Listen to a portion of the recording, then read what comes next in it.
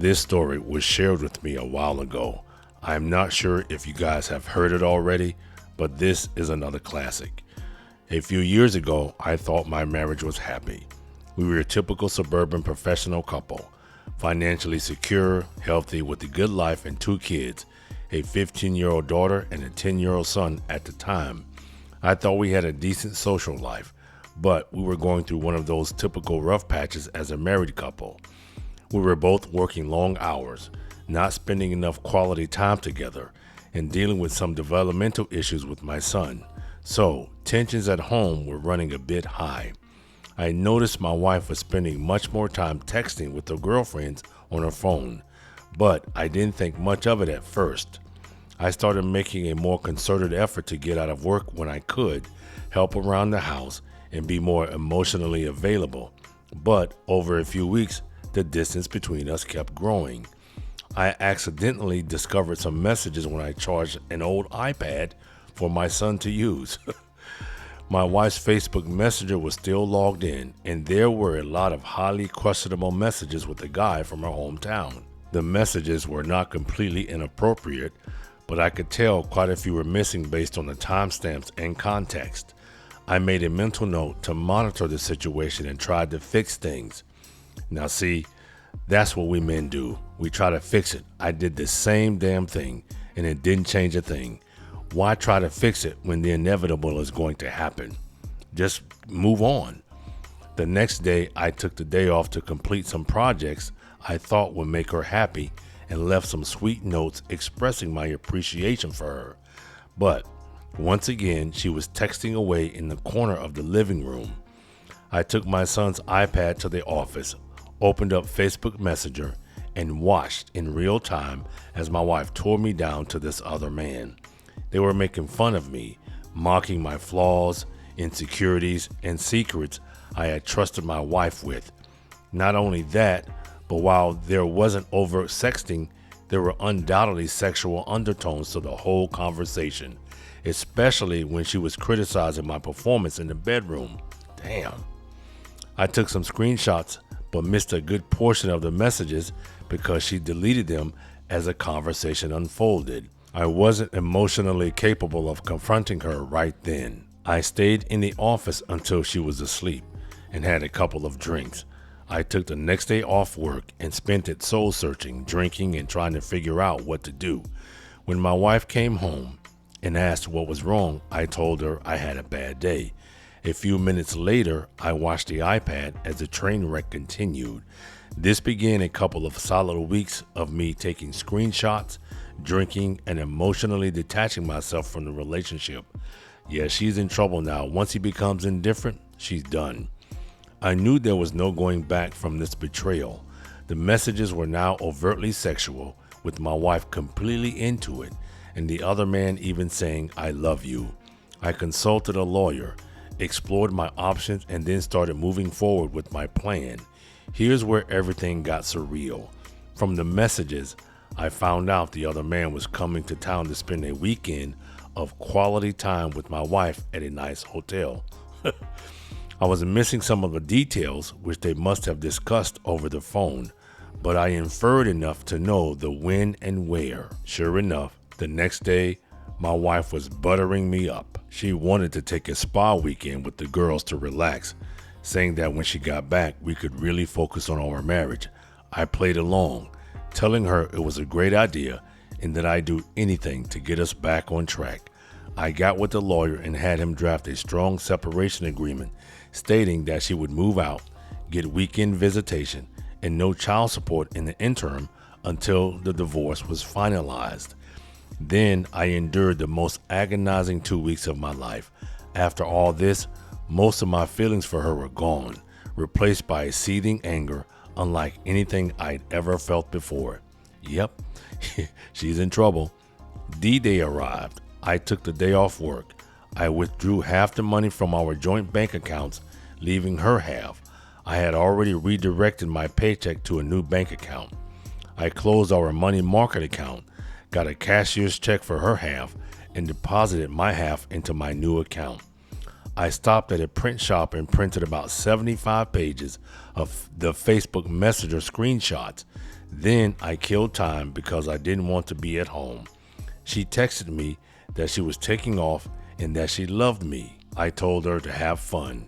I showed up to the hotel lobby around 8:30 p.m. and called my wife's phone from the hotel phone. It went straight to voicemail. They were probably already at it. Whatever.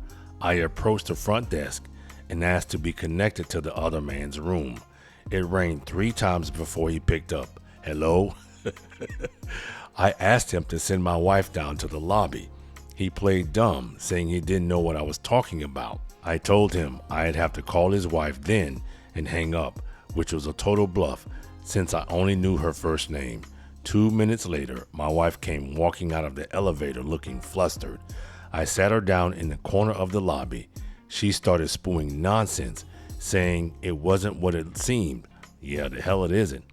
I told her I wasn't there to argue. The pile of papers I had showed exactly what was going on.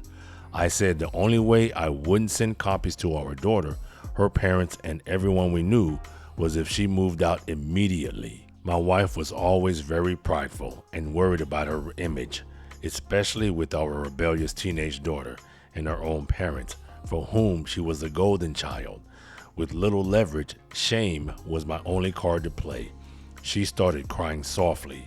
I handed her a check for half our money market account and explained that I had withdrawn half of our other accounts. I said she'd have more than enough to get her own place.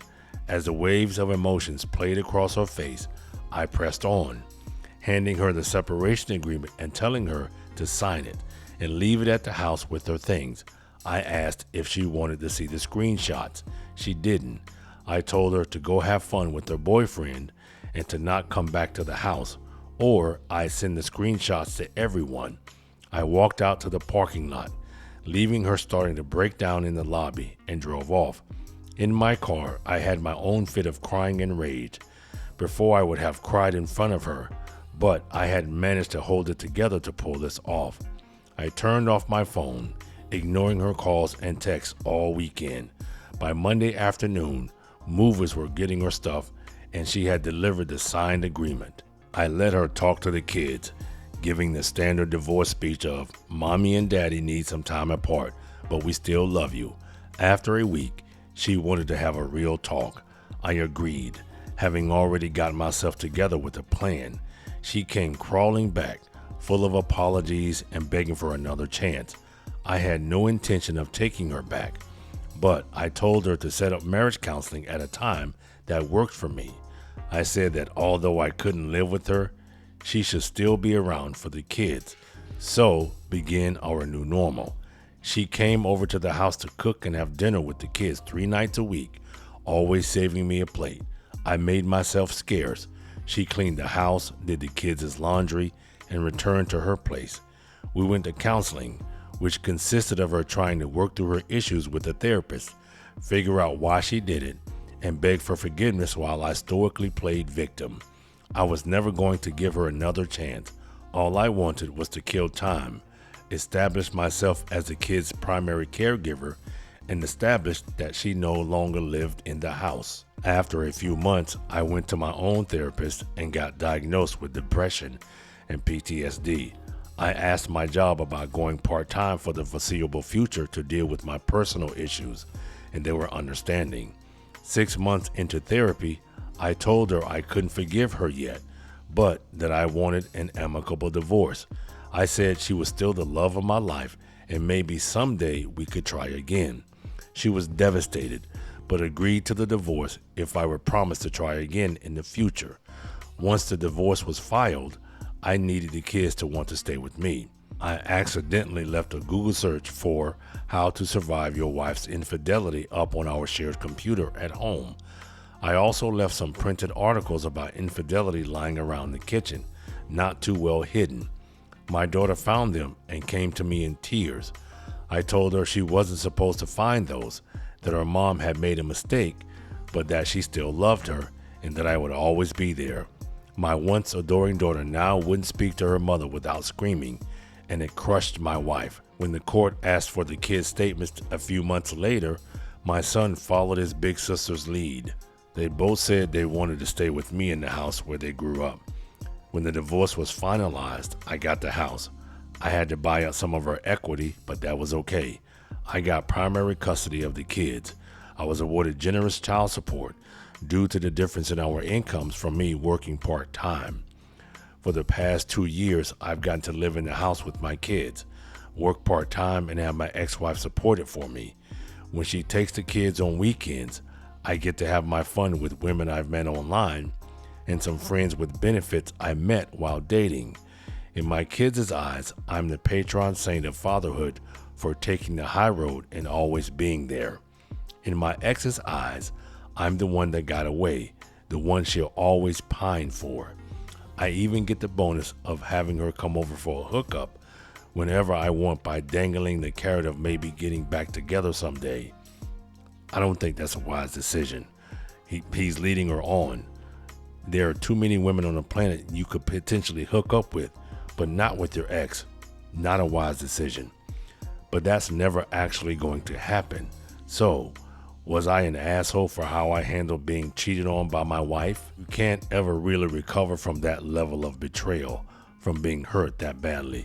But somehow, I was able to look beyond that and try to salvage anything that remained. One thing I will say is that I'm clearly the victim here. I was hurt and betrayed beyond belief. She tried to make me look like a fool. I know a lot of people will say that I handled the situation with the kids was horrible. There seemed to be an understanding that she agreed to my terms and I wouldn't expose her infidelity to the children. Instead of having that conversation with her, I strategically laid everything out for the kids to find.